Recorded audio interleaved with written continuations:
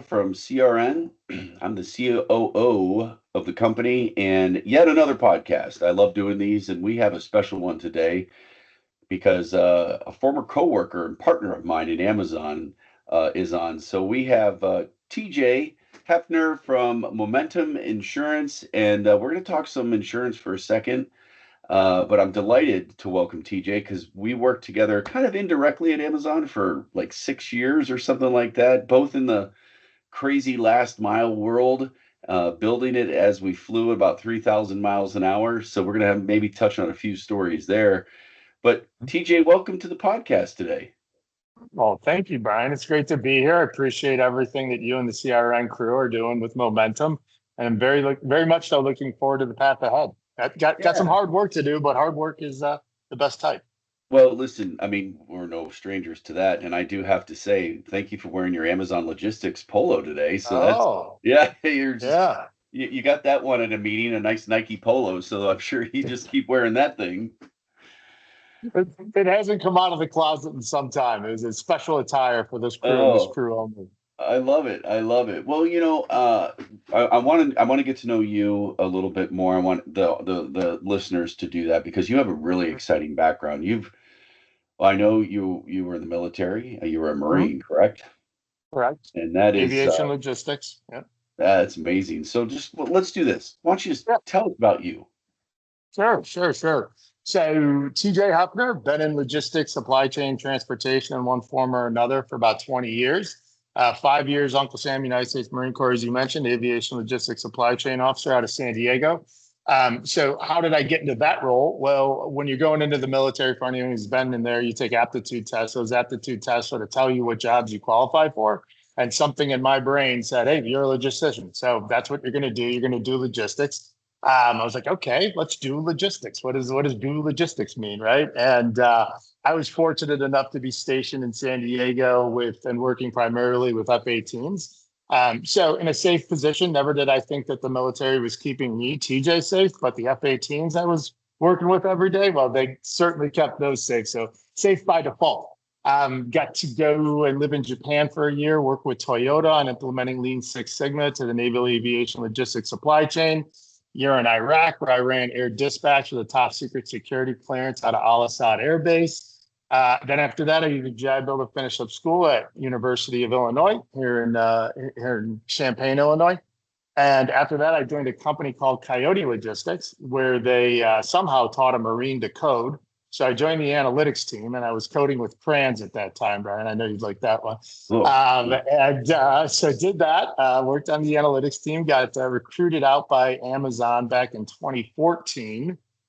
So interesting story there. My first day at Amazon, I was told that I moved to the wrong city.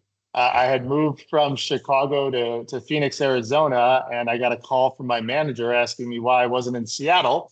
And back in those days, things were a little bit rougher around the edges, not as prim and prime as cut and squared away as Amazon is now, and I'm sure it has become.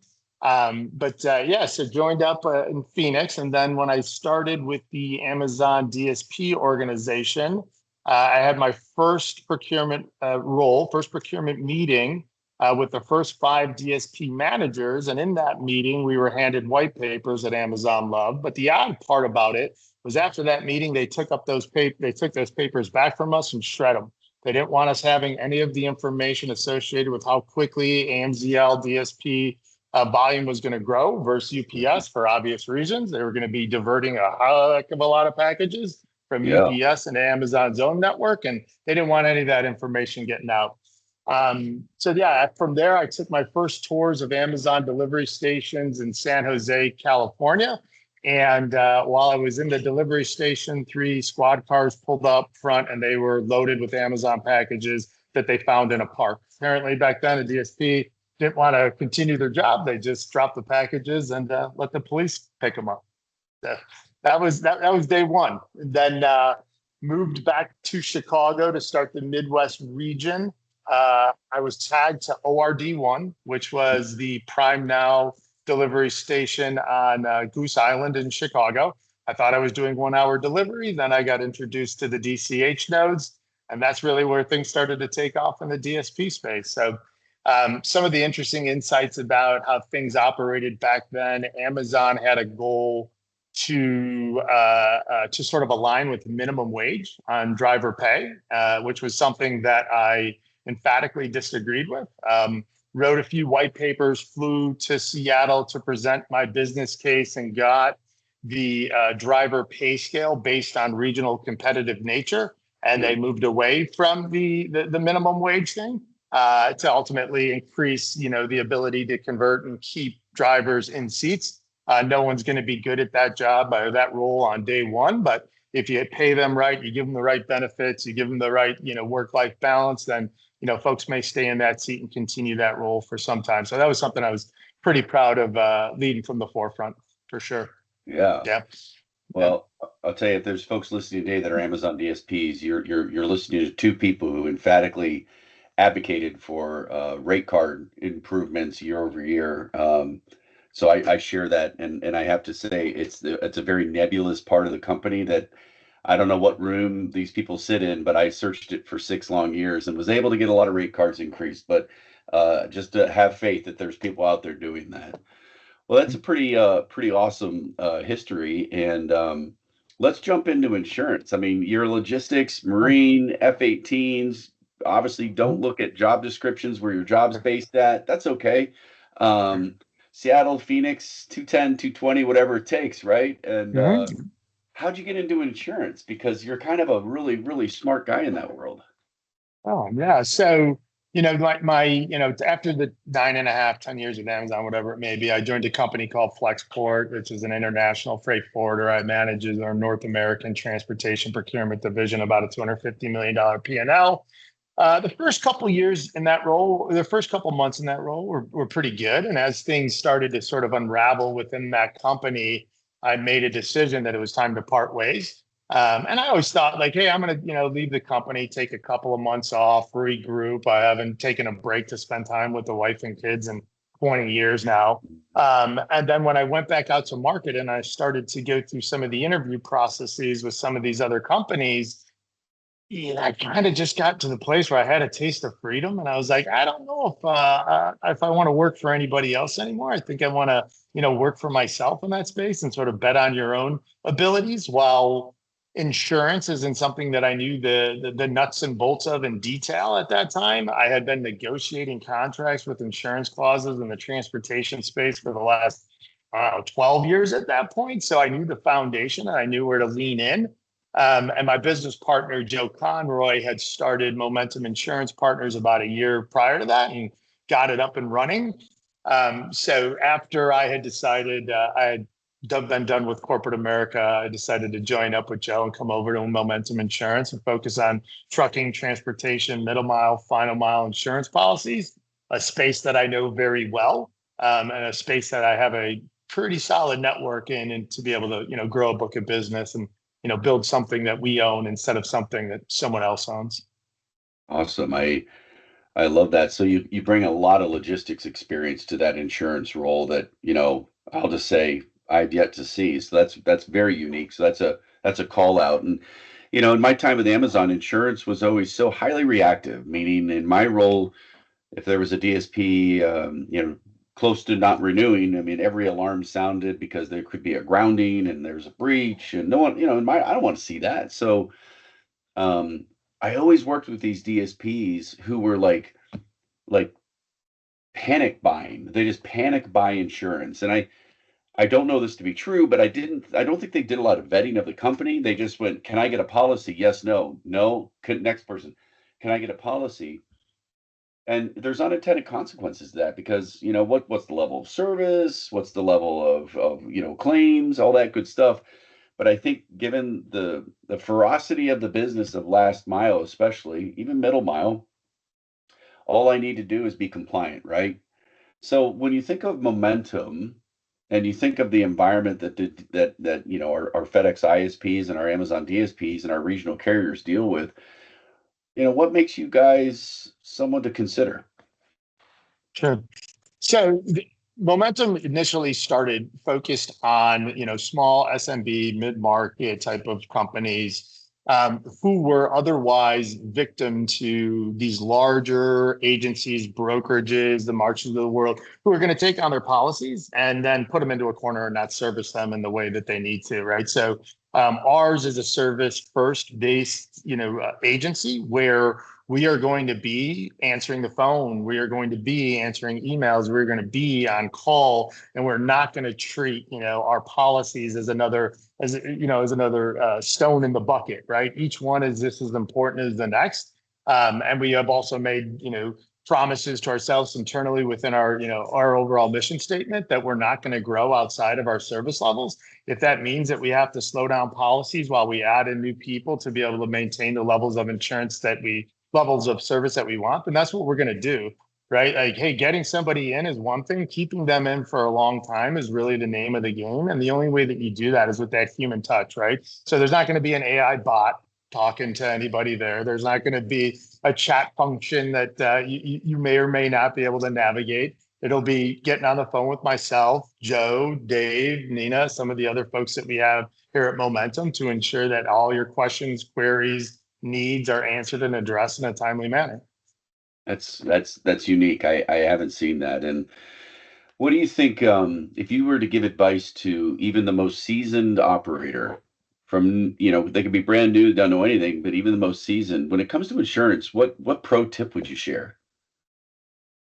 Well, so it's going to be different based on the lines of insurance that they're looking at, but just like anything, right? Like, hey, getting a quote is one thing, but getting several is more important, right? Hey, we're probably going to be the best cost option most of the time, or we're not going to be participating. But if we're not, that doesn't mean that we shouldn't be quoting, going through the process, making sure that you're certainly aligned. And the other part about it is there may be a lower cost option, but what is missing out of that lower cost option? So the devils are in the details associated with the policies, right? So be sure that when you're having a conversation, whether it's with myself, Joe, or another agency, another brokerage, that you are reviewing your current policy and then making sure that you're getting a one-to-one or better, because you may be saving on cost, but if you're losing on service and that service is ultimately going to cost you more, don't chase the savings. That's ultimately going to, come back and bite you. So make sure that you know that the service levels are aligned, the experience is aligned prior to, bounding a contract with somebody that may not know exactly what they're doing and just want the policy and the premium associated with it. That's well said. And I think the key to all that is staying ahead of it. Mm-hmm. So if my insurance is going to expire, in 3 months, should I start vetting insurance companies now, or should I only take a couple weeks? Yeah, so the good question. Like the target date, the golden date, is typically 45 days out from a renewal. And the reason being, hey, at 3 months out, you may be able to get somebody to say, yeah, I'll take a look at it. Give me your loss runs. Then 2 months later, they're going to say, now give me your loss runs. And by that time, now you're losing time. You're thinking you're going to have an option, but they typically don't. An insurer doesn't really even want to look at a policy renewal prior to 45, 30 days out based on the risks associated with that span of time. If I give you a number at 90 days out, that number could very easily change at 60, 45, 30. So the closer you get to it is really where you want to make sure that you're on top of it as well, right? Like there are always secondary, tertiary questions associated with the policy, and that ability to stay, on top of those asks will save you in terms of days time, right? The more lag that you have in any replies to questions, any additional information you need is going to put the policy at risk of going lapse and not having a renewal in place, especially given in the DSP space where your options are somewhat limited, right? With other areas where you could go to just about anybody and get a quote, that makes it a little bit easier. But especially with the DSPs, that 45 days out is really the golden day to start looking. Awesome. And I have to credit you, TJ. You used the word tertiary. Yeah. Such an Amazon thing to say. I love it. Well, yeah, I was going to say, hey, if you ever need to get a hold of TJ, just cut a ticket. We're going to put it into a ticket portal. Yeah, there you go. Then it's going to be, yeah. No tickets, just calls and emails and texts, and we'll be there. Well, we at CRN are delighted to work with you, and I want to send that message loud and clearly. We're really excited about the level of service and we at CRN prioritize our members. That starts number one, no questions asked. That's the number one thing we do, and it's no doubt you guys do the same. And I can feel that every time I talk with you and your team. So we really appreciate that. And if you're listening and you want to find out more, it's simple. Just go to the crnteam.com. Again, crnteam.com. And you can check out our vendors, and you'll see a Momentum vendor card that you can click on, and you can book an appointment to learn more. It's free. It doesn't cost you anything, and I think one call seriously could really put you in a good place. I've heard so many stories of quantifiable savings, and that's good, right? But quantifiable savings and awesome service is great. And we out there in the world of logistics need great. You don't have to settle for good. Well, TJ, before we go, I'd like to ask you one question. Tell me something that's either fun or cool or positive with insurance, in your opinion only. Like, give me some good news. Yeah. So this year there was a Supreme Court ruling with a court case that C.H. Robinson was involved in. C.H. Robinson being the world's largest freight forwarder as well as the country's largest broker. And what that policy or what that ruling basically said was that, hey, if you're brokering freight, you are also responsible for any incidents that happens with the carrier selection component of it. Now, what that means is prior to that, if a truck who got a load from a brokerage got in an accident, the truck is on the hook for all of it, and the brokerage gets to say, "Oh, my name's Paul. That's between y'all. Good luck sorting it out together." Now, those brokerages can be held responsible for that selection. So, how does that trickle down, and what does that mean to the insurance industry? Well, it turns it completely on its head, right? Like almost immediately after that came out, we started to see premiums go up. We started to see brokers shut down. But ultimately, at the end of the day, what it's really going to mean is that the country, the courts, the DOT, the DOD, all of them are putting their absolute effort and their foot on the gas when it comes to getting safer drivers on the road. So while there may be a quick little bump in the overall premiums associated in the industry for transportation, in the long haul, it's going to mean getting bad actors, bad drivers with bad pieces of equipment off the roads, safer trucks, safer drivers, and ultimately you'll start to see lower premiums as those claims and as those incidents and those nuclear verdicts where somebody's getting $70-80 million for getting their foot run over, those will start to go away and those premiums will start to go down. So it will take time, but I could see that beginning to settle out and return over the next 12 to 24 months. Oh, that is good news. I mean, I think we just found good stuff with insurance. It's nothing anybody wants to have, but everybody needs it, right? You're right. You need it. Yeah. Well, gang, really appreciate you, TJ, for hopping on today. It's great to see you, and I love that you're bringing your passion for logistics into insurance because we need it out there, and we need it so desperately. And again, for everybody listening, we at CRN are really excited to have this, partnership and just shoulder to shoulder helping our members out each and every time. And for more information, crnteam.com, and just find that Momentum placard and you'll learn all about it. But it's been great, TJ, and I hope you have a wonderful day. And for everybody listening, stay safe. Thanks, Brian. Stay safe out there. Thanks, everyone.